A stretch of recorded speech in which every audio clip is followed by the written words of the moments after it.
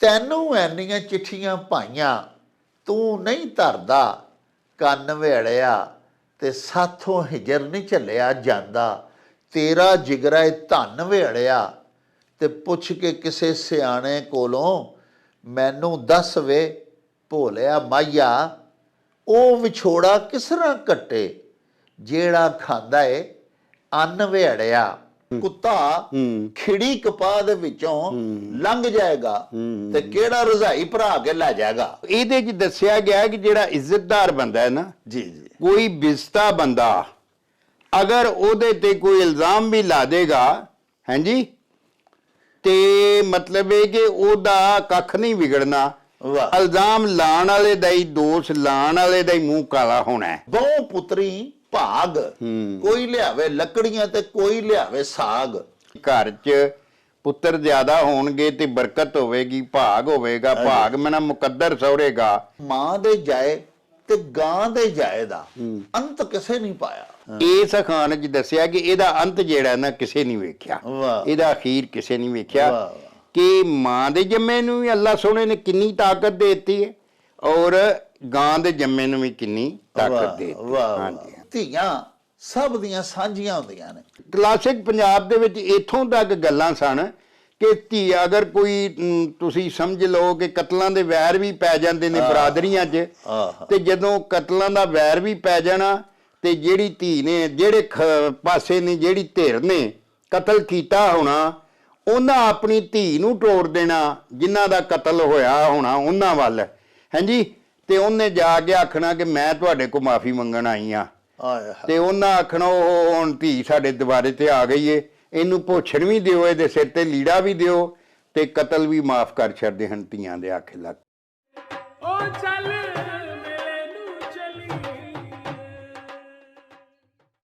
ਬਿਸਮਿल्लाह रहमान रहीम। ਸ਼ੁਰੂ ਖੁਦਾ ਦੇ ਨਾਮੋਂ ਜਿਸ ਦਾ ਜੋੜ ਜਵਾਬ ਨਾ ਕੋਈ, ਜਿਸ ਦੀ ਰਹਿਮਤ ਬਖਸ਼ਿਸ਼ ਵਾਲਾ ਅੰਤ ਹਿਸਾਬ ਨਾ ਕੋਈ। ਦੁਨੀਆ ਭਰ ਵਿੱਚ ਵਸਣ ਵਾਲੇ ਪੰਜਾਬੀਓ ਤੇ ਸਾਡੇ ਪਿਆਰੇ ਵੇਖਣ ਵਾਲਿਓ, ਅਸਲਾਮੁ ਅਲੈਕੁਮ, ਸਤਿ ਸ੍ਰੀ ਅਕਾਲ, ਨਮਸਕਾਰ ਤੇ ਢੇਰ ਢੇਰ ਸਲਾਮਾਂ। ਪੰਜਾਬੀ ਮਾਂ ਬੋਲੀ ਦੇ ਜ਼ੁਬਾਨੋ ਅਦਬ ਤੇ ਸਕਾਫਤ ਦੇ ਫਰੋਗ ਤੇ ਵਧਾਵੇ ਤੇ ਚੜ੍ਹਤਲ ਤੇ ਸਿੱਖਿਆ ਲਈ ਸ਼ੁਰੂ ਕੀਤੇ ਜਾਣ ਵਾਲੇ ਤੁਹਾਡੇ ਆਪਣੇ YouTube ਚੈਨਲ ਮੇਲਾ TV ਦੇ ਉੱਤੇ ਤੁਹਾਨੂੰ ਦਿਲ ਦੀਆਂ ਡੂੰਘਾਈਆਂ ਤੋਂ ਸਤ ਬਿਸਮਿਲ੍ਲਾ ਤੇ ਜੀ ਆਇਆਂ ਨੂੰ ਆਖਨੇ ਆ। ਪਿਆਰਿਓ, ਸਾਡੀ ਇਹ ਬੇਨਤੀ ਏ ਵੀ ਮੇਲਾ TV ਨੂੰ ਸਬਸਕ੍ਰਾਈਬ ਕਰ ਲਵੋ, ਨਾਲ ਬਣਿਆ ਹੋਇਆ ਘੰਟੀ ਦਾ ਨਿਸ਼ਾਨ ਜ਼ਰੂਰ ਦਬਾਇਆ ਜੇ, ਤਾਂ ਕਿ ਸਾਡੇ ਤਮਾਮ ਤਰ ਨੋਟੀਫਿਕੇਸ਼ਨਸ ਬਿਲਾ ਤਾਖੀਰ ਤੁਹਾਡੇ ਤਾਈਂ ਅੱਪੜ ਸਕਣ। ਸਾਹਿਬੋ, ਸਾਡੇ ਵਲੌਗਸ ਨੂੰ ਲਾਈਕ ਤੇ ਆਪਸ ਦੇ ਵਿੱਚ ਤੇ ਪੰਜਾਬੀ ਪਿਆਰਿਆਂ ਦੇ ਨਾਲ ਸ਼ੇਅਰ ਜ਼ਰੂਰ ਕਰਿਆ ਕਰੋ, ਤੇ ਨਾਲੇ ਆਪਣੇ ਕਮੈਂਟਸ ਸਾਨੂੰ ਜ਼ਰੂਰ ਭਿਜਵਾਇਆ ਕਰੋ, ਜਿਹੜੇ ਕਿ ਸਾਡੇ ਲਈ ਬੜੀ ਹਲਾਸ਼ੇਰੀ ਦਾ ਮੂਜਬ ਹੁੰਦੇ ਨੇ। ਤੇ ਨਾਲੇ ਅਸੀਂ ਤੁਹਾਡੇ ਕਮੈਂਟਸ ਦੇ ਚਾਨਣੇ ਆਪਣੀ ਗੱਲਬਾਤ ਨੂੰ ਮਜ਼ੀਦ ਨਿਖਾਰਨ, ਸ਼ਿੰਗਾਰਨ ਤੇ ਸਵਾਰਨ ਦਾ ਆਰ ਤੇ ਯਤਨ ਵੀ ਕਰਦੇ ਰਹਿੰਦੇ ਹਾਂ। ਪਿਆਰਿਓ, ਸਾਡੇ ਇੱਕ ਬੜੇ ਹੀ ਨਿੱਘੇ ਤੇ ਉੱਘੇ ਸੱਜਣ ਨੇ, ਪਰਮਾਨੈਂਟ ਵਿਊਅਰ ਨੇ ਸਾਡੇ, ਜਨਾਬ ਸ਼ਾਹਿਦ ਇਜਾਜ਼ ਸਾਹਿਬ। ਫੈਸਲਾਬਾਦ ਦੇ ਨਾਲ ਉਹਨਾਂ ਦਾ ਤਾਲੁਕ ਹੈ। ਉਹਨਾਂ ਨੇ ਫੈਸਲਾਬਾਦ ਦੇ ਜਗ ਮਸ਼ਹੂਰ ਸ਼ਾਇਰ ਬਾਬਾ ਜੀ ਅਬੀਰ ਅਬੂਜ਼ਰੀ ਹੋਰਾਂ ਦਾ ਇੱਕ ਬੜਾ ਹੀ ਖੂਬਸੂਰਤ ਕਤਾ ਕਲਾਮ ਦਾ ਇੱਕ ਟੁਕੜਾ ਸਾਨੂੰ ਭਿਜਵਾਇਆ ਹੈ। ਪਿਆਰਿਓ, ਇਹ ਜਿਹੜੇ 5-6 ਸ਼ੇਰ ਨੇ ਬਾਬਾ ਜੀ ਅਬੀਰ ਅਬੂਜ਼ਰੀ ਹੋਰਾਂ ਦੇ, ਉਹਨਾਂ ਅਸ਼ਆਰ ਦੇ ਵਿੱਚ ਬਾਬਾ ਜੀ ਨੇ ਅਜਿਹੀਆਂ ਸੁਆਣੀਆਂ ਦੀ ਤਰਜਮਾਨੀ ਕੀਤੀ ਹੈ, ਉਹਨਾਂ ਦੇ ਜਜ਼ਬਾਤ ਉਲੀਕੇ ਨੇ ਆਪਣੇ ਸ਼ੇਰਾਂ ਰਾਹੀਂ, ਜਿਨ੍ਹਾਂ ਦੇ ਖਾਵੰਦ ਘਰਾਂ ਤੋਂ ਬਹੁਤ ਦੂਰ ਨੌਕਰੀ ਕਰਦੇ ਨੇ ਤੇ ਵਰਿਆਂ ਬੱਧੀ ਘਰ ਵੱਲ ਫੇਰਾ ਨਹੀਂ ਪਾਉਂਦੇ, ਔਰ ਇਸੇ ਤਰ੍ਹਾਂ ਅਜਿਹੀਆਂ ਖਵਾਤੀਨ ਜਿਨ੍ਹਾਂ ਦੇ ਖਾਵੰਦ, ਜਿਨ੍ਹਾਂ ਦੇ ਕੰਤ, ਜਿਨ੍ਹਾਂ ਦੇ ਸ਼ੌਹਰ ਬੈਰੂਨ ਮਮਾਲਿਕ ਬਸਿਲਸਿਲਾ ਰੁਜ਼ਗਾਰ ਮੁਕੀਮ ਹੁੰਦੇ ਨੇ, ਤੇ ਉਹ ਵੀ ਕਈ ਸਾਲ ਬਾਅਦੋਂ ਫਿਰ ਆਪਣੇ ਵਤਨਾਂ ਨੂੰ, ਆਪਣੇ ਘਰ ਵੱਲ ਫੇਰਾ ਪਾਉਂਦੇ ਨੇ। ਅਜਿਹੀਆਂ ਖਵਾਤੀਨ ਦੇ ਜਜ਼ਬਾਤ ਆਪਣੇ ਖਾਵੰਦ ਦੇ ਵਿਛੋੜੇ ਔਰ ਜੁਦਾਈ ਦੇ ਵਿੱਚ ਕੀ ਹੁੰਦੇ ਨੇ? ਬਾਬਾ ਜੀ ਅਬੀਰ ਅਬੂਜ਼ਰੀ ਹੋਰੀ ਲਿਖਦੇ ਨੇ, ਤੈਨੂੰ ਐਨੀਆਂ ਚਿੱਠੀਆਂ ਪਾਈਆਂ, ਤੂੰ ਨਹੀਂ ਧਰਦਾ ਕੰਨ ਵੇੜਿਆ, ਤੇ ਸਾਥੋਂ ਹਿਜਰ ਨਹੀਂ ਝੱਲਿਆ ਜਾਂਦਾ, ਤੇਰਾ ਜਿਗਰਾ ਏ ਧਨ ਵੇੜਿਆ, ਤੇ ਪੁੱਛ ਕੇ ਕਿਸੇ ਸਿਆਣੇ ਕੋਲੋਂ ਮੈਨੂੰ ਦੱਸ ਵੇ ਭੋਲਿਆ ਮਾਹੀਆ, ਉਹ ਵਿਛੋੜਾ ਕਿਸ ਤਰ੍ਹਾਂ ਕੱਟੇ ਜਿਹੜਾ ਖਾਂਦਾ ਏ ਅੰਨ ਵੇੜਿਆ। ਤੇ ਜੇ ਤਲਵਾਰ ਫਕੀਰ ਤੇ ਘੋੜਾ ਤਿੰਨੇ ਕਿਸੇ ਦੇ ਯਾਰ ਨਹੀਂ ਹੁੰਦੇ, ਤੇ ਇਹ ਵੀ ਤਿੰਨੇ ਖਸਮਾਂ ਸੇਤੀ, ਜ਼ਰ ਜ਼ਮੀਨ ਤੇ ਜ਼ਨ ਵੇੜਿਆ। ਮਹਿਕਾਂ ਵੰਡਦੀ ਰਾਤ ਸੁਹਾਣੀ, ਮੌਸਮ ਨੰਬਰ 1 ਵੇੜਿਆ, ਤੇ 14ਵੀਂ ਰਾਤ ਦੀ ਚਾਨਣੀ ਉੱਤੇ ਚਮਕ ਰਿਹਾ ਈ ਚੰਨ ਵੇੜਿਆ, ਤੇ 100 ਦੀਆਂ 100 ਮੈਂ ਤੇਰੀਆਂ ਮੰਨਦੀ, ਮੇਰੀ ਇੱਕ ਤੇ ਮਨ ਵੇੜਿਆ। ਛੁੱਟੀ ਲੈ ਕੇ ਕੁਝ ਦਿਹਾੜੇ ਆਪਣੇ ਘਰ ਵੀ ਭੰਨ ਵੇੜਿਆ, ਤੇ ਖੋਲ ਕੇ ਆਪਣੇ ਦਿਲ ਦੀ ਹਾਲਤ ਦੱਸਾਂ ਕਿਵੇਂ ਅਬੀਰਾ ਤੈਨੂੰ, ਅੱਗਾਂ ਲੱਗੀਆਂ ਹੋਈਆਂ ਹੀ ਅੰਦਰ ਭਾਵੇਂ ਮਨ ਨਾ ਮੰਨ ਵੇੜਿਆ। ਸਾਹਿਬੋ, ਇਹ ਸੀ ਬਾਬਾ ਜੀ ਅਬੀਰ ਅਬੂਜ਼ਰੀ ਹੋਰਾਂ ਦਾ ਬੜਾ ਹੀ ਮਿੱਠੜਾ ਤੇ ਮਨ ਠਾਰ ਕਲਾਮ, ਜਿਹੜਾ ਮੈਨੂੰ ਬੜਾ ਹੀ ਚੰਗਾ ਲੱਗਾ ਸੀ, ਤੇ ਮੈਂ ਸੋਚਿਆ ਕਿ ਆਪਣੇ ਪਿਆਰੇ ਵੇਖਣ ਵਾਲਿਆਂ ਦੇ ਨਾਲ ਵੀ ਇਸ ਕਲਾਮ ਦੀ ਸਾਂਝ ਪਾਈਏ। ਤੇ ਆਓ ਹੁਣ ਚਲੀਏ ਤੁਹਾਨੂੰ ਨਾਲ ਲੈ ਕੇ ਬਾਬਾ ਜੀ ਬਾਜਵਾ ਸਾਹਿਬ ਦੇ ਪਿੰਡ ਗਖੜਵਾਲੀ, ਤੇ ਬਾਕੀ ਗੱਲਾਂ ਬਾਤਾਂ ਉੱਥੇ ਹੀ ਚੱਲ ਕੇ ਤੁਹਾਡੇ ਨਾਲ ਸਾਂਝੀਆਂ ਕਰਾਂਗੇ। ਆਓ ਸਾਡੇ ਨਾਲ। ਉਹ ਚੱਲ ਮੇਲੇ ਨੂੰ ਚਲੀ।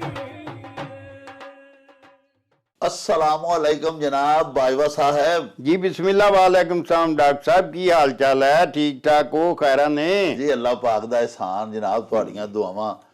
अच्छा मेरी सरकार, अज जनाब साडा सब तो पहला जिहड़ा अखान है वो साडे एक बड़े प्यारे मित्र ने ਕੋਈ ਰਣ ਦੇ ਨਾਲ ਜਿਹੜਾ ਸਰ ਨੁਸ਼ਹਿਰਾ ਵਿਰਕ ਹੈ ਨਾ ਜੀ ਜੀ ਜੀ ਉੱਥੇ ਇੱਕ ਪਿੰਡ ਹੈ ਔਲਖ ਭਾਈ ਕੇ ਜੀ ਜੀ ਜੀ ਜੀ ਪਿੱਛੋਂ ਉਹਨਾਂ ਦੇ ਵਡਕੇ ਇੱਥੋਂ ਦੇ ਰਹਿਣ ਵਾਲੇ ਸਨ ਤੇ ਫਿਰ ਪਾਰਟੀਸ਼ਨ ਦੇ ਵੇਲੇ ਇੰਡੀਆ 'ਚ ਚਲੇ ਗਏ। ਜੀ ਜੀ ਜੀ ਅੱਜ ਕੱਲ ਉਹ ਅਮਰੀਕਾ ਦੇ ਵਿੱਚ ਹੁੰਦੇ ਨੇ, ਰਸ਼ਪਾਲ ਸਿੰਘ ਔਲਖ ਜੀ ਜੀ ਜੀ ਉਹਨਾਂ ਦਾ ਨਾਂ ਹੈ ਜੀ। ਉਹ ਜਨਾਬ ਉਹਨਾਂ ਆਖਿਆ ਜੀ ਬਾਜਵਾ ਸਾਹਿਬ ਦੀਆਂ ਗੱਲਾਂ ਸੁਣ ਕੇ ਅਸੀਂ ਬੜੇ ਰਾਜ਼ੀ ਹੁੰਨੇ ਆ, ਤੁਹਾਡਾ ਪ੍ਰੋਗਰਾਮ ਵੇਖਨੇ ਆ ਚੇਚਾ। ਤੇ ਬਾਜਵਾ ਸਾਹਿਬ ਉਹਨਾਂ ਅਖਾਨ ਭਜਵਾਇਆ ਬਈ ਕੁੱਤਾ ਖਿੜੀ ਕਪਾਹ ਦੇ ਵਿੱਚੋਂ ਲੰਘ ਜਾਏਗਾ ਤੇ ਕਿਹੜਾ ਰਜ਼ਾਈ ਭਰਾ ਕੇ ਲੈ ਜਾਏਗਾ। ਇਹ ਬੜਾ ਕੰਮ ਦਾ ਅਖਾਨ ਹੈ ਜੀ। ਜੀ ਖਿੜੀ ਜਿਹੜੀ ਕਪਾਹ ਹੁੰਦੀ ਏ, ਜ਼ਾਹਰ ਹੈ ਉਹਦੀਆਂ ਜਿਹੜੀਆਂ ਫੁੱਟੀਆਂ ਹੁੰਦੀਆਂ ਨੇ ਉਹ ਥੋੜੀ ਜਿਹੀ ਹਿਲ ਜਿਲ ਬੂਟੇ ਨੂੰ ਹਿਲ ਜੁਲ ਹੋਏ ਤੇ ਬਹੁਤੀ ਵਾਰੀ ਡਿੱਗ ਵੀ ਪੈਂਦੀਆਂ ਨੇ ਥੱਲੇ। ਤੇ ਇਹਦੇ 'ਚ ਕਿਉਂਕਿ ਕਪਾਹ ਸਾਫ ਸੁਥਰੀ ਇੱਕ ਮਤਲਬ ਫੁੱਟੀ ਉਹਨੂੰ ਲੱਗਦੀ ਏ, ਸੋਹਣੀ ਲੱਗਦੀ ਹੈ, ਉਹਦੇ ਨਾਲ ਲੰਘਣ ਨਾਲ ਮਤਲਬ ਇਸ ਅਖਾਨ 'ਚ ਦੱਸਿਆ ਗਿਆ ਵੀ ਜਿਸ ਤਰ੍ਹਾਂ ਕਪਾਹ ਦਾ ਖੇਤਰ ਹੈ ਨਾ ਖਿੜਿਆ ਹੋਇਆ, ਤੇ ਜੇ ਉਹ ਕੁੱਤਾ ਵਿੱਚੋਂ ਦੀ ਲੰਘ ਵੀ ਜਾਏਗਾ ਤੇ ਮਤਲਬ ਇਹ ਵੀ ਹੋ ਸਕਦਾ ਕੋਈ ਦੋ ਟਿੰਡੇ ਡਿੱਗ ਪੈਣ ਥੱਲੇ ਜੀ, ਲੇਕਿਨ ਉਹਨੇ ਕਿਹੜੀ ਰਜ਼ਾਈ ਭਰਾ ਕੇ ਉੱਥੋਂ ਲੈ ਜਾਣੀ ਹੈ ਕਪਾਹ ਦੀ ਜਾਂ ਰੂਹ ਦੀ। ਤੋ ਇਹਦੇ 'ਚ ਦੱਸਿਆ ਗਿਆ ਕਿ ਜਿਹੜਾ ਇੱਜ਼ਤਦਾਰ ਬੰਦਾ ਹੈ ਨਾ, ਜੀ ਜੀ, ਕੋਈ ਬਿਸਤਾ ਬੰਦਾ ਅਗਰ ਉਹਦੇ ਤੇ ਕੋਈ ਇਲਜ਼ਾਮ ਵੀ ਲਾ ਦੇਗਾ, ਹਾਂਜੀ, ਤੇ ਮਤਲਬ ਇਹ ਕਿ ਉਹਦਾ ਕੱਖ ਨਹੀਂ ਵਿਗੜਨਾ। ਇਲਜ਼ਾਮ ਲਾਉਣ ਵਾਲੇ ਦਾ ਹੀ, ਦੋਸ਼ ਲਾਉਣ ਵਾਲੇ ਦਾ ਹੀ ਮੂੰਹ ਕਾਲਾ ਹੋਣਾ ਹੈ। ਕਿਉਂਕਿ ਜਿਹੜਾ ਬੰਦਾ ਸਾਫ ਸੁਥਰਾ ਹੈ, ਸ਼ਰੀਫ ਹੈ, ਭਲਾ ਮਾਨਸ ਹੈ, ਜਿਹਦੀ 500 ਬੰਦਾ ਗਵਾਹੀ ਦੇਣ ਨੂੰ ਤਿਆਰ ਹੈ, ਉਹਦੇ ਤੇ ਕੋਈ ਮਤਲਬ ਇਸ ਤਰ੍ਹਾਂ ਦਾ ਝੂਠਾ ਔਰ ਭੈੜਾ ਬੰਦਾ ਕੋਈ ਇਲਜ਼ਾਮ ਲਾ ਦੇਗਾ, ਕੋਈ ਦੋਸ਼ ਲਾ ਦੇਗਾ ਜੀ, ਤੇ ਉਹ ਉਹਦੇ ਮੂੰਹ ਦੇ ਉੱਤੇ ਹੀ ਵੱਜੇਗਾ ਪਰਤ ਕੇ। ਹਾਂਜੀ, ਉਹਨੂੰ ਕੋਈ ਫਾਇਦਾ ਨਹੀਂ ਇਹਦਾ ਹੋਣਾ।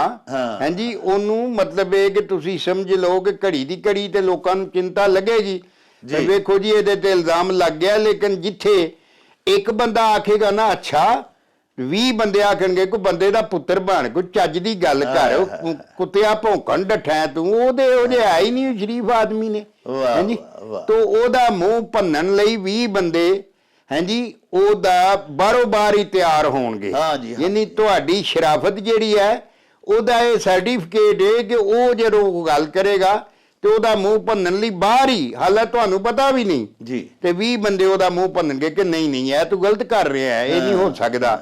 ਉਹਦੇ ਇਸ ਤਰ੍ਹਾਂ ਦੇ ਬੰਦੇ ਹੀ ਨਹੀਂ। ਵਾਹ। ਤੇ ਇਹ ਦੱਸਿਆ ਗਿਆ ਕਿ ਜਿਹੜਾ ਨਾ ਕੋਈ ਇਸ ਤਰ੍ਹਾਂ ਦਾ ਬਦ ਕਰਤੂਤਾ ਬੰਦਾ, ਉਹ ਜੇ ਕਿਸੇ ਤੇ ਕੋਈ ਇਸ ਤਰ੍ਹਾਂ ਮਤਲਬ ਦੋਸ਼ ਲਾ ਵੀ ਦੇਵੇ ਨਾ ਤੇ ਉਹ ਵਿਗੜਦਾ, ਉਹਦਾ ਜਿਹਦੇ ਤੇ ਦੋਸ਼ ਲੱਗਦਾ, ਇਲਜ਼ਾਮ ਲੱਗਦਾ, ਉਹਦਾ ਕੱਖ ਨਹੀਂ ਵਿਗੜਦਾ। ਹਾਂਜੀ ਉਹ ਹੀ ਨੰਗਾ ਹੁੰਦਾ ਹੈ ਦੋਸ਼ ਲਾਉਣ ਵਾਲੇ। ਵਾਹ ਵਾਹ ਵਾਹ।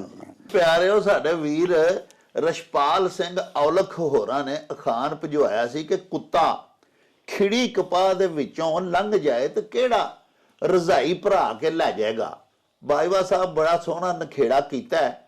ਵੇਖੋ ਨਾ, ਇੱਕ ਨੇਕ ਸ਼ੋਹਰਤ ਆਦਮੀ ਹੈ, ਬਾ ਕਿਰਦਾਰ ਆਦਮੀ ਹੈ, ਉਹਦੇ ਕਿਰਦਾਰ ਦੀ, ਉਹਦੀ ਸ਼ੋਹਰਤ ਦੀ ਬੜੀ ਖੁਸ਼ਬੂ ਹੈ ਆਲੇ ਦੁਆਲੇ ਸਾਰੇ ਇਲਾਕਿਆਂ ਦੇ ਵਿੱਚ, ਪਿੰਡਾਂ 100-200 ਦੇ ਵਿੱਚ ਦੁਨੀਆ ਉਹਨੂੰ ਜਾਣਦੀ ਹੈ।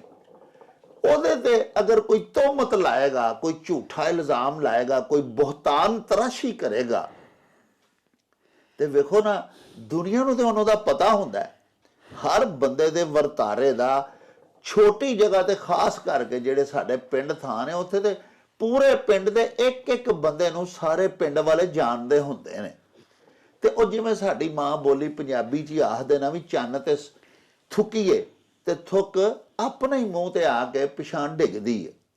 ਬਿਲਕੁਲ ਉਹੀ ਗੱਲ ਇਸ ਅਖਾਣ ਦੇ ਵਿੱਚ ਬਿਆਨ ਕੀਤੀ ਗਈ ਹੈ ਕਿ ਅਗਰ ਕੋਈ ਕਮੀਨਾ ਫਿਤਰਤ ਆਦਮੀ ਕਿਸੇ ਨੇਕ ਸ਼ੋਹਰਤ ਬੰਦੇ ਦੇ ਉੱਤੇ ਕੋਈ ਝੂਠਾ ਇਲਜ਼ਾਮ ਜਾਂ ਬਹੁਤਾਨ ਜਾਂ ਕੋਈ ਤੋਹਮਤ ਲਾਏਗਾ ਤੇ ਉਹਦੀ ਆਪਣੀ ਹੀ ਕਮੀਨਗੀ ਜਿਹੜੀ ਹੈ, ਉਹਦਾ ਵਖਾਲਾ ਹੋਵੇਗਾ, ਉਹ ਹੀ ਬਾਹਰ ਆਵੇਗੀ। ਉਸ ਬੰਦੇ ਨੂੰ, ਉਹਦੀ ਸ਼ੋਹਰਤ ਨੂੰ ਕੋਈ ਨੁਕਸਾਨ ਨਹੀਂ ਪਹੁੰਚਣ ਲੱਗਾ। ਬਾਜਵਾ ਸਾਹਿਬ ਮਲਕ ਨਈਮ ਸਾਹਿਬ ਨੇ ਭੋਰੇ ਕਿਆਂ ਦੇ, ਜੀ ਜੀ ਜੀ, ਤੁਹਾਡੇ ਦੇ ਕੋਲ ਹੀ ਇਹ ਪਿੰਡ। ਹਾਂਜੀ ਹਾਂਜੀ, ਉਹ ਵੀ ਬੜੇ ਪੰਜਾਬੀ ਦੇ ਵੈਲ ਵਿਸ਼ਰ ਨੇ ਜਨਾਬ, ਪੰਜਾਬੀ ਲਵਰ ਨੇ ਜੀ, ਬੜੇ ਪੜ੍ਹੇ ਲਿਖੇ ਬੰਦੇ ਨੇ ਜੀ, ਤੇ ਸਾਨੂੰ ਬੜਾ ਐਪਰੀਸ਼ੀਏਟ ਕਰਦੇ ਨੇ। ਉਹਨਾਂ ਦੀ ਮਿਹਰਬਾਨੀ ਹੈ ਕਿ ਸਾਨੂੰ ਵੀ ਹਲਾਸ਼ੇਰੀ ਦਿੱਤੀ ਰੱਖਦੇ ਨੇ। ਉਹਨਾਂ ਜਨਾਬ ਅਖਾਣ ਭੇਜਿਆ ਕਿ ਬਹੁ ਪੁੱਤਰੀ ਭਾਗ, ਕੋਈ ਲਿਆਵੇ ਲੱਕੜੀਆਂ ਤੇ ਕੋਈ ਲਿਆਵੇ ਸਾਗ। ਹਾਂਜੀ, ਇਹ ਨਾ ਜਿਹੜਾ ਪੋਠੋਹਾਰ ਦੇ ਇਲਾਕੇ 'ਚ ਨਾ ਬਹੁ ਬੋਲਦੇ ਨੇ ਬਹੁਤ ਜ਼ਿਆਦਾ ਨੂੰ। ਜੀ ਜੀ, ਯਾਨੀ ਜ਼ਿਆਦਾ ਪੁੱਤਰ ਹੋਣ ਤੇ ਬਹੁ ਪੁੱਤਰੀ, ਯਾਨੀ ਬਹੁਤਿਆਂ ਪੁੱਤਰਾਂ ਨਾਲ, ਯਾਨੀ ਘਰ 'ਚ ਪੁੱਤਰ ਜ਼ਿਆਦਾ ਹੋਣਗੇ ਤੇ ਬਰਕਤ ਹੋਵੇਗੀ, ਭਾਗ ਹੋਵੇਗਾ। ਭਾਗ ਮਨਾ ਮੁਕੱਦਰ ਸਹੁਰੇਗਾ ਜੀ। ਇਸ ਵਾਸਤੇ ਵੀ ਉੱਥੇ ਜੀਵਨ ਬੜਾ ਔਖਾ ਹੈ।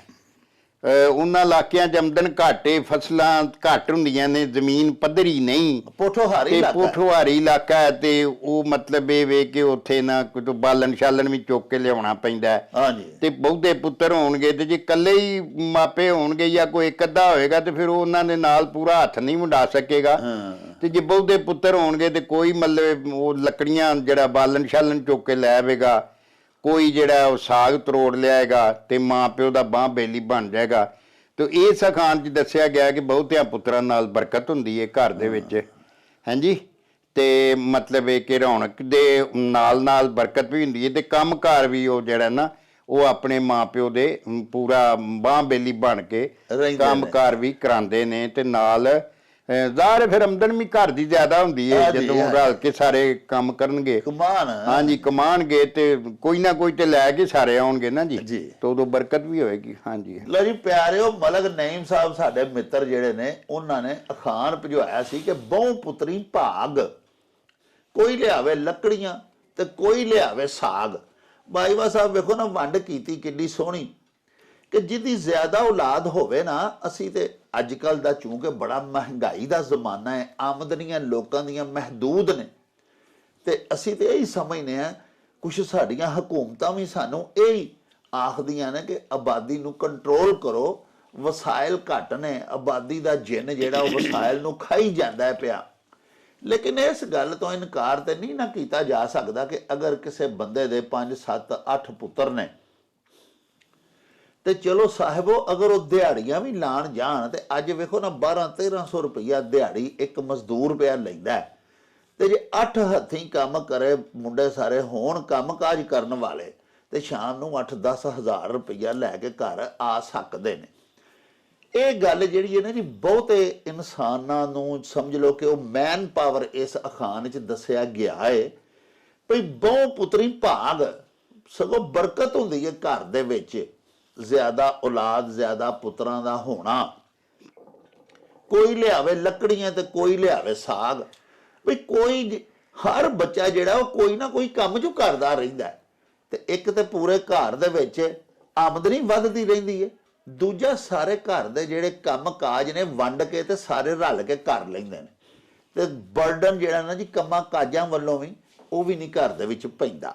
ਬਾਜਵਾ ਸਾਹਿਬ ਇੰਡੀਆ ਦੇ ਸ਼ਹਿਰ ਦਿੱਲੀ ਤੋਂ ਹਾਂਜੀ ਸਾਡੇ ਬੜੇ ਪਿਆਰੇ ਵੇਖਣ ਵਾਲੇ ਨੇ ਜੀ, ਜੀ। ਰਾਜਨ ਚੋਪੜਾ ਜੀ ਜੀ ਜੀ ਉਹਨਾਂ ਅਖਾਣ ਭਜਵਾਇਆ ਜੀ ਕਿ ਮਾਂ ਦੇ ਜਾਏ ਤੇ ਗਾਂ ਦੇ ਜਾਏ ਦਾ ਅੰਤ ਕਿਸੇ ਨਹੀਂ ਪਾਇਆ। ਇਹਦੇ 'ਚ ਇਸ ਅਖਾਣ 'ਚ ਦੱਸਿਆ ਗਿਆ ਹੈ ਵੀ ਜਿਹੜਾ ਮਤਲਬ ਇਹ ਕਿ ਮਾਂ ਦੇ ਘਰ ਪੁੱਤਰ ਪੈਦਾ ਹੁੰਦਾ ਹੈ ਨਾ ਜੀ, ਉਹ ਤੇ ਜਿਹੜਾ ਗਾਂ ਦਾ ਬੱਚਾ ਹੁੰਦਾ ਹੈ ਜੀ, ਉਹਦੇ ਜ਼ੋਰ ਦਾ ਤੇ ਉਹਦੇ ਕੰਮਕਾਰ ਦਾ ਕੋਈ ਅੰਤ ਨਹੀਂ ਪਾ ਸਕਦਾ।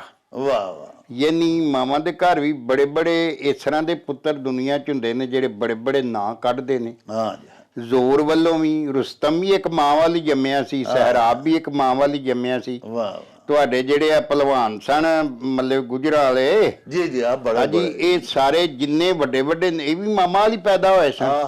ਹਾਂਜੀ, ਤੇ ਉਹਨਾਂ ਨੇ ਮਤਲਬ ਇਹ ਕਿ ਆਪਣਾ ਮਨਵਾਇਆ ਜ਼ੋਰ। ਇੱਥੇ ਸਾਡੇ ਲਾਗੇ ਇੱਕ ਪਿੰਡ ਹੈ, ਉਹਦਾ ਨਾਂ ਹੈ ਕੰਗ ਪੱਟੀ ਜੀ, ਉਥੋਂ ਦਾ ਇੱਕ ਖੜਕ ਸਿੰਘ ਸੀ ਪਹਿਲਵਾਨ ਖੜਕੂ ਜੀ, ਉਹ 7.5 ਮਣ ਉਹਦਾ ਵਜ਼ਨ ਸੀ। ਅੰਗਰੇਜ਼ਾਂ ਦੇ ਜ਼ਮਾਨੇ 'ਚ ਜਦੋਂ ਅੰਗਰੇਜ਼ਾਂ ਦਾ ਰਾਜ ਸੀ ਜੀ, ਤੇ ਉਹਨੇ ਚੈਲੰਜ ਕੀਤਾ ਸੀ ਪੂਰੀ ਦੁਨੀਆ ਨੂੰ ਕਿ ਜਿਹੜਾ ਮਰਜ਼ੀ ਆ ਕੇ ਮੇਰੇ ਨਾਲ ਘੋਲ ਕੇ ਮੈਨੂੰ ਹਰਾ ਕੇ ਵਿਖਾਏ, ਢਾ ਕੇ ਵਿਖਾਏ। ਵਾਹ ਵਾਹ, ਤੇ ਅੰਗਰੇਜ਼ਾਂ ਨੇ ਜਨਾਬ ਪਸਰੂਰ ਆਪਣਾ ਜਿਹੜਾ ਉੱਥੋਂ ਦਾ ਉਹਨਾਂ ਦਾ ਰੁਸਤਮ ਸੀ ਉਹਨੂੰ ਲੈ ਕੇ ਆਏ ਜੀ, ਇੰਗਲਿਸਤਾਨ ਤੋਂ ਇੰਗਲੈਂਡ ਤੋਂ ਲੈ ਕੇ ਆਏ ਜੀ, ਔਰ ਪਸਰੂਰ ਉਹਨਾਂ ਮੁਕਾਬਲਾ ਅਨਾਉਂਸ ਕੀਤਾ ਜੀ। ਔਰ ਜਨਾਬ ਬੜਾ ਦੁਨੀਆ ਸਾਰੀ ਇਕੱਠੀ ਹੋਈ ਉੱਥੇ।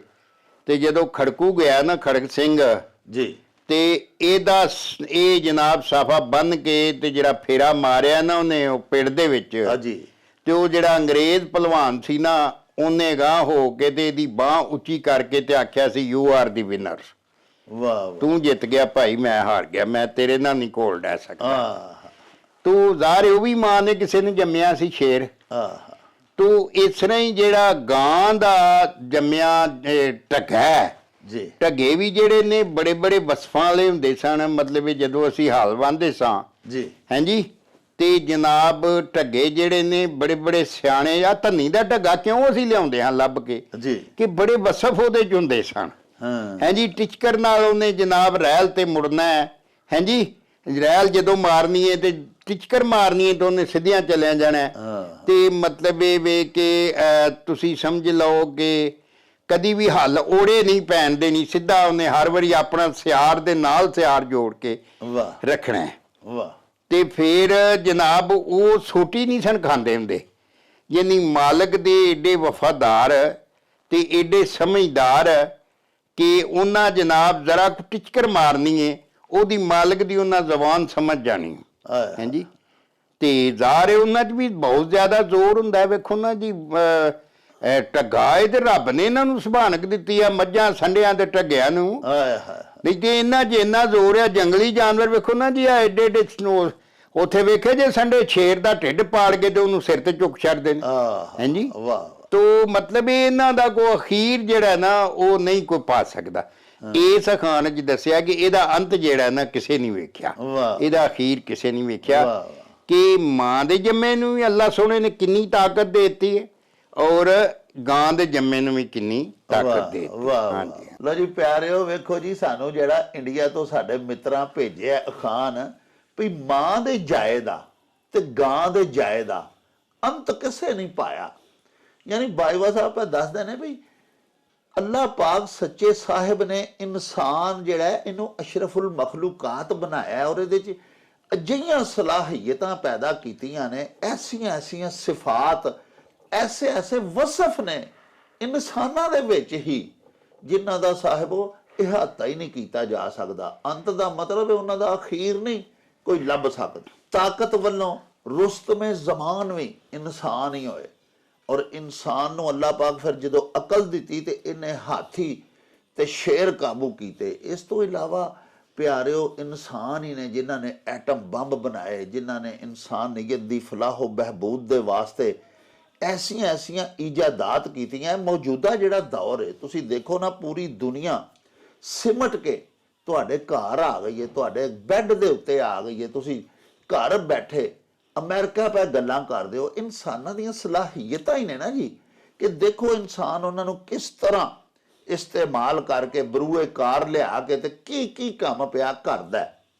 ਇਸੇ ਤਰ੍ਹਾਂ ਹੀ ਜਾਨਵਰਾਂ ਦੇ ਵਿੱਚ ਵੀ ਬਿਲਖਸੂਸ ਜਿਹੜੇ ਢੱਗੇ ਵੱਛੇ ਅਸਾਂ ਰੱਖੇ ਹੁੰਦੇ ਨੇ, ਉਹ ਵੀ ਫਰਕੋ ਫਰਕੀ ਸਲਾਹੀਅਤਾਂ ਦੇ ਤੇ ਸਿਫਾਤ ਦੇ ਮਾਲਕ ਹੁੰਦੇ ਨੇ। ਉਹਨਾਂ 'ਚ ਬੜੇ ਗੁਣ ਵੇਖੇ ਜਾਂਦੇ ਨੇ। ਜਿਨ੍ਹਾਂ ਲੋਕਾਂ ਨੇ ਜਾਨਵਰ ਰੱਖੇ ਹੁੰਦੇ ਨੇ, ਮਵੇਸ਼ੀ ਪਾਲ ਹਜ਼ਰਾਤ, ਉਹਨਾਂ ਕੋਲ ਕਦੀ ਬਹਿ ਕੇ ਗੱਲਾਂ ਸੁਣੋ ਤੇ ਤੁਹਾਨੂੰ ਬੜੀ ਅਜੀਬ ਗੱਲ ਸੁਣਾਉਣਗੇ। ਜਿਵੇਂ ਬਾਜਵਾ ਸਾਹਿਬ ਦੱਸਿਆ, ਵਾਈਵਾਨਾਂ ਇਹਨਾਂ ਆਪ ਵੀ ਆਉਂਦੇ ਨੇ ਵੀ ਧਨੀ ਦੇ ਢੱਗੇ ਅਸਾਂ ਵੀ ਰੱਖੇ।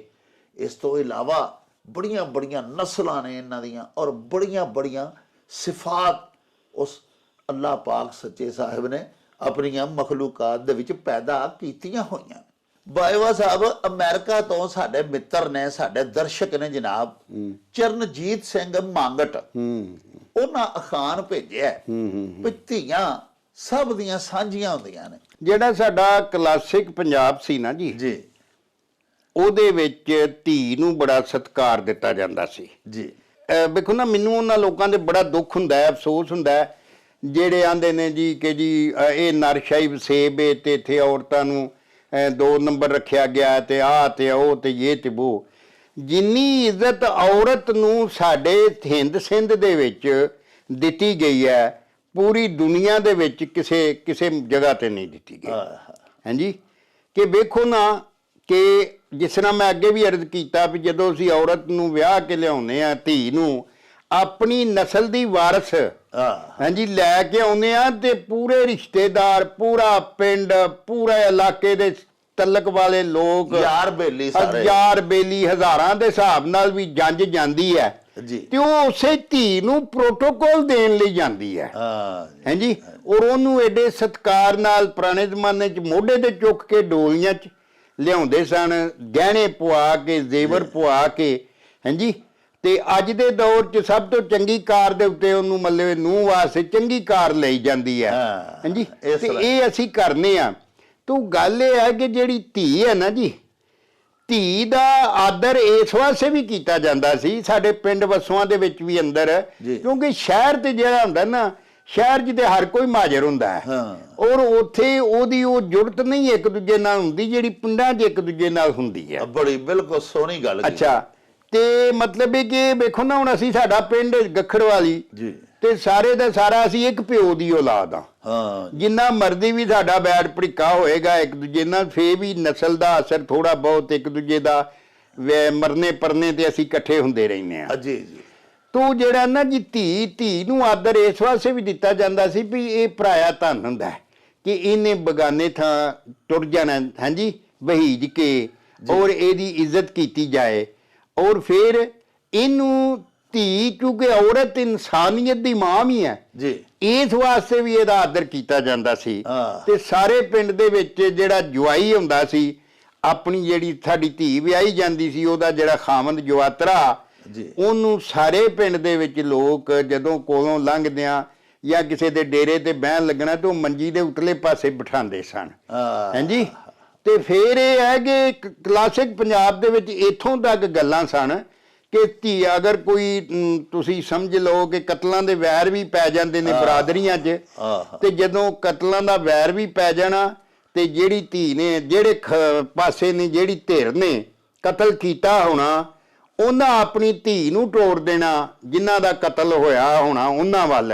ਹਾਂਜੀ, ਤੇ ਉਹਨੇ ਜਾ ਕੇ ਆਖਣਾ ਕਿ ਮੈਂ ਤੁਹਾਡੇ ਕੋਲ ਮਾਫੀ ਮੰਗਣ ਆਈ ਆ, ਤੇ ਉਹਨਾਂ ਆਖਣਾ ਉਹ ਹੁਣ ਧੀ ਸਾਡੇ ਦੁਬਾਰੇ ਤੇ ਆ ਗਈ ਏ, ਇਹਨੂੰ ਭੋਛਣ ਵੀ ਦਿਓ, ਇਹਦੇ ਸਿਰ ਤੇ ਲੀੜਾ ਵੀ ਦਿਓ, ਤੇ ਕਤਲ ਵੀ ਮਾਫ ਕਰ ਛੱਡਦੇ ਹਨ ਧੀਆਂ ਦੇ ਆਖੇ ਲੱਗ ਕੇ। ਅੱਲਾਹੁ ਅਕਬਰ, ਵਾਹ। ਤੋ ਸਾਡੇ ਲੋਕ ਏਡੇ ਇੱਜ਼ਤ ਆਦਰ ਵਾਲੇ ਔਰ ਸ਼ਰਮੋ ਹਯਾ ਦੇ ਵਾਰਿਸ ਸਨ। ਜੀ। ਔਰ ਜਿਹੜਾ ਇੱਥੋਂ ਦਾ ਇਹ ਸਾਡੇ ਵਸੇਬ ਦੇ ਕਾਨੂੰਨ ਸਨ, ਇਹ ਸਾਡੇ ਵਸੇਬ ਦੇ ਕਾਨੂੰਨ ਸਨ, ਵਸੋਂ ਦੇ ਕਾਨੂੰਨ ਸਨ।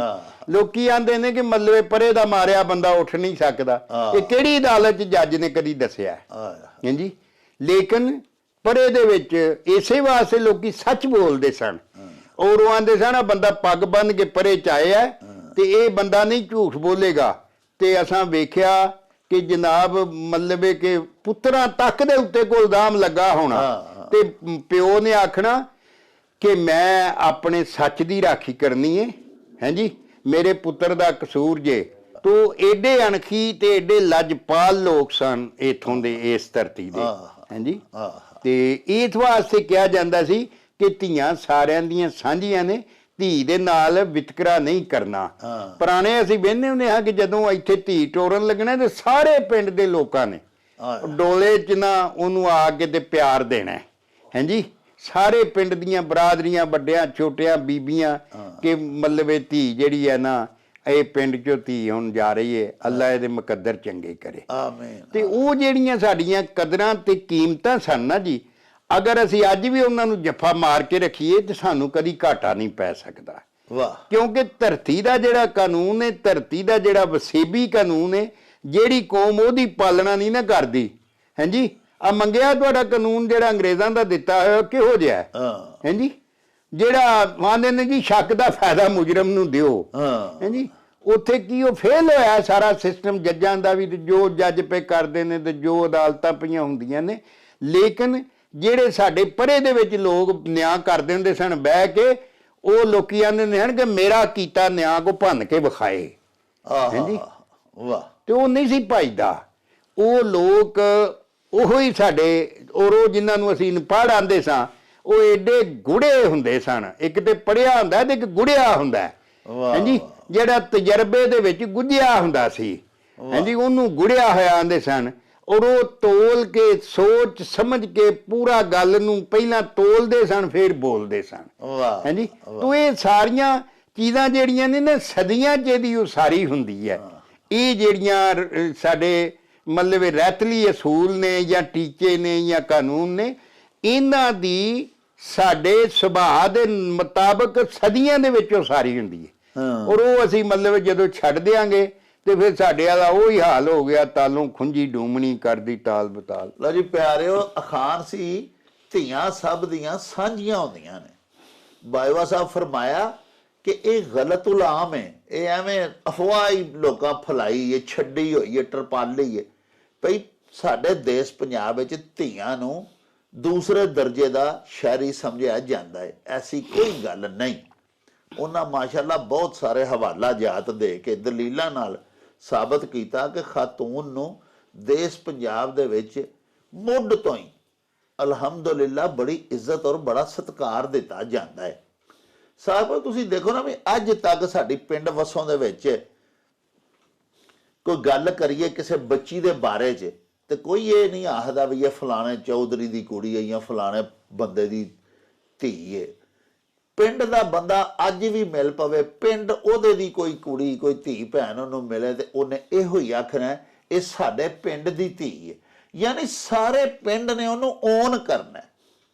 ਜਵਾਈ ਕੋਈ ਆ ਜਾਏ, ਇੱਕ ਬੱਚੀ ਦਾ ਹਾਮਦ ਆ ਜਾਏ ਕਿਸੇ ਪਿੰਡ ਦੇ ਵਿੱਚ, ਤੁਸੀਂ ਜਿਹੜੇ ਸਾਡੇ ਬਹੁਤ ਜ਼ਿਆਦਾ ਮੁਹਤਰਮ ਤੇ ਮੁਅੱਕਰ ਵਿਊਅਰਸ ਨੇ, ਉਹ ਆਪੋ ਪਿੰਡਾਂ ਦੇ ਨਾਲ ਤਲਕ ਰੱਖਣ ਵਾਲੇ ਨੇ।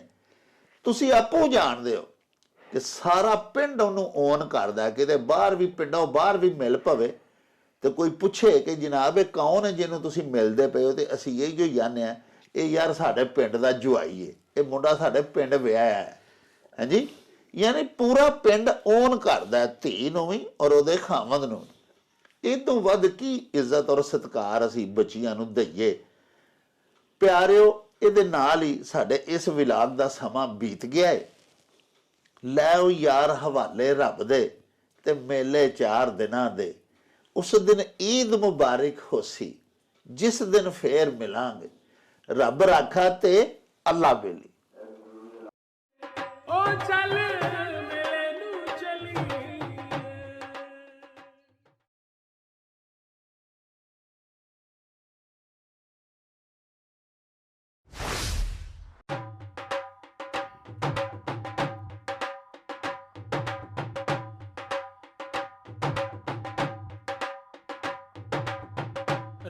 ਰੌਣਕ ਹੋ ਜਾਉ ਛੱਟ ਵੇ ਚੱਲ ਮੇਲੇ ਨੂੰ ਚਲੀਏ ਓ ਰੌਣਕ ਹੋ ਜਾਉ ਛੱਟ ਵੇ ਚੱਲ ਮੇਲੇ ਨੂੰ ਚਲੀਏ ਮੱਲਾ ਕੱਢ ਕੁੜਤੇ ਦੇ ਵੱਟ ਵੇ ਚੱਲ ਮੇਲੇ ਨੂੰ ਚਲੀਏ